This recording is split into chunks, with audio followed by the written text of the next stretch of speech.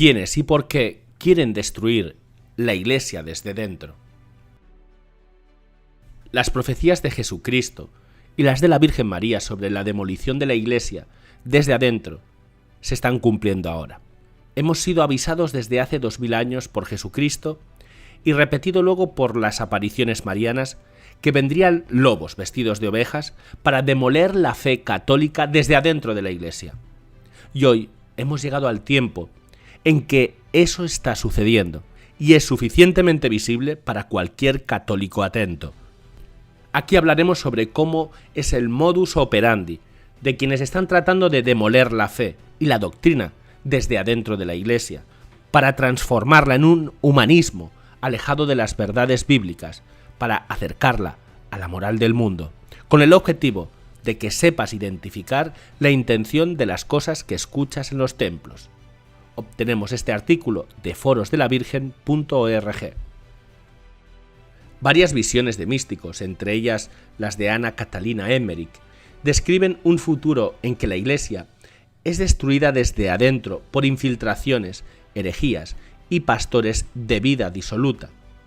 Ella describe este proceso como una demolición, pero no como una bomba que cae de repente y no deja más que escombros, sino como una destrucción, digamos, artesanal, por parte de los enemigos internos, que toman su martillo comunicacional y día a día golpean al cuerpo de Cristo, y así van destruyendo el templo. Nuestra Señora nos advirtió de esto en las apariciones de la Salet, en Garabandal, en Akita. Incluso la parte del tercer secreto de Fátima, no revelada por el Vaticano, se referiría a esto, según quienes lo han leído. Una gran apostasía que vendría desde la propia jerarquía de la Iglesia, que es lo que Jesús informó a sus discípulos cuando dijo que la Iglesia sería infiltrada por los enemigos de Dios. Profetizó que mientras todo el mundo durmiera, un enemigo vendría a sembrar cizaña entre el trigo. Lo expresó claramente diciendo que muchos se apartarán de la fe y muchos falsos profetas se levantarán y engañarán a muchos. De modo que no podemos decir que no hemos sido avisados. Y además ahora lo estamos viendo en vivo y en directo, porque ese tiempo ha llegado. Estamos viviendo en los días de una de las pérdidas de fe más grandes de la historia. Laicos individuales, grupos o parroquias, congregaciones enteras se están apartando de las enseñanzas de Jesús, y aún así se siguen llamando católicos. Algunos ni se dan cuenta que están abandonando la fe.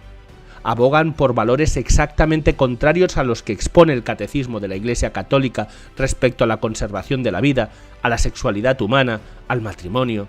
Y ni qué decir que sostienen la cada vez más extendida idea de que Satanás no existe, así como tampoco el infierno. La deriva les está llevando cada vez más lejos de la verdadera fe bíblica. Y les hacen la guerra a quienes permanecen fieles a ella, uniéndose a los enemigos externos del cristianismo para combatirlos. Y es particularmente peligroso, porque estos lobos se disfrazan de ovejas, demoliendo la fe cristiana desde los ambones, bajo el pretexto de que hay que modernizar lo que creen los cristianos, conduciendo a laicos que desde décadas han sido mal catequizados, a propósito, a creer que Jesucristo no vino a traer una verdad para todo tiempo y lugar, sino palabras para la época en que vivió. Pero si estos propios laicos que los escuchan supieran los supuestos en que se basan estos demoledores, se darían cuenta de inmediato que están siendo engañados. Pero les ocultan sus verdaderas doctrinas, utilizando palabras clásicas del cristianismo, pero dándoles otro sentido.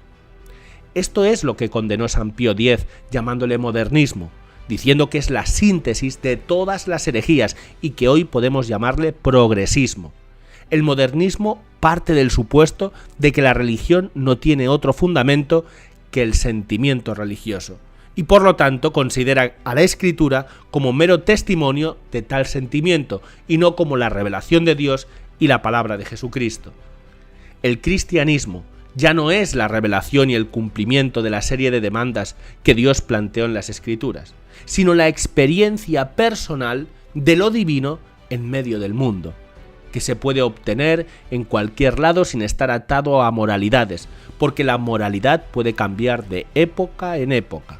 Es por eso que podemos ver que algunos que se dicen católicos sostienen moralidades antagónicas al catecismo, y sin embargo no hay acuerdo entre los obispos para denunciarlos, como por ejemplo pasó con políticos en Estados Unidos, a quienes no se les niega la comunión a pesar de que proclaman una moral antagónica a la del catecismo, como si fuera la católica.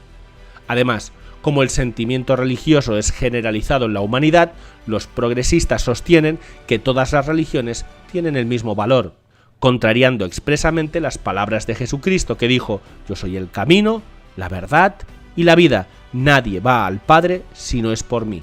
Juan 14.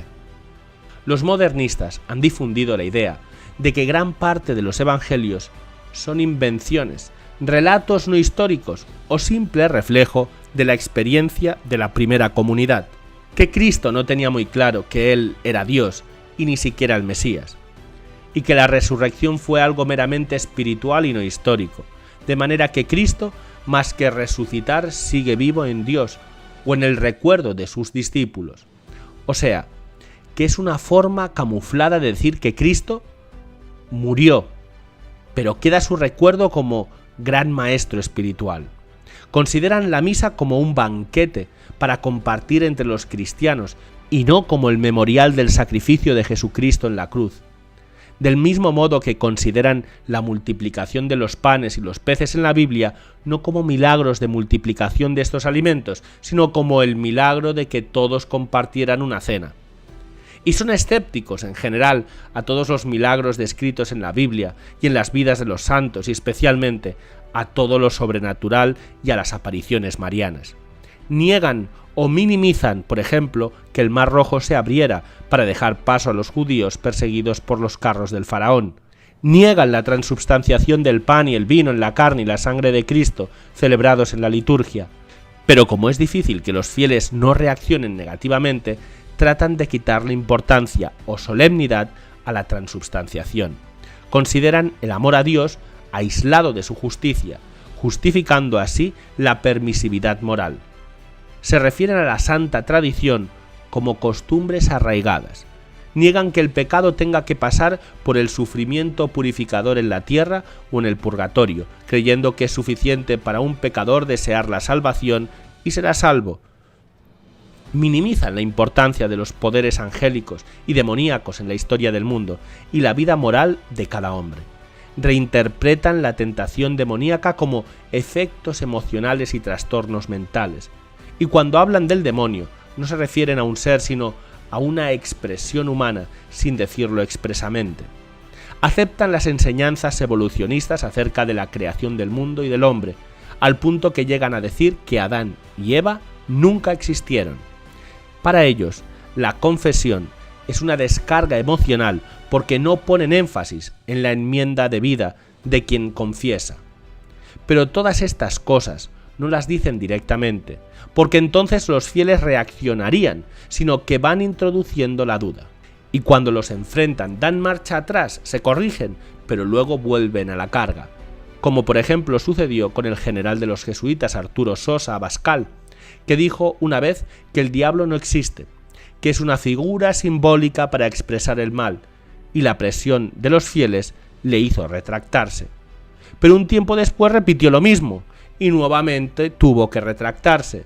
Cada uno de estos modernistas progresistas es un guerrillero que trata de deconstruir el armazón moral del cristianismo de los apóstoles desde uno o más puntos de vista, que unido a otros que hacen lo mismo con otros puntos de vista, forman un movimiento amorfo.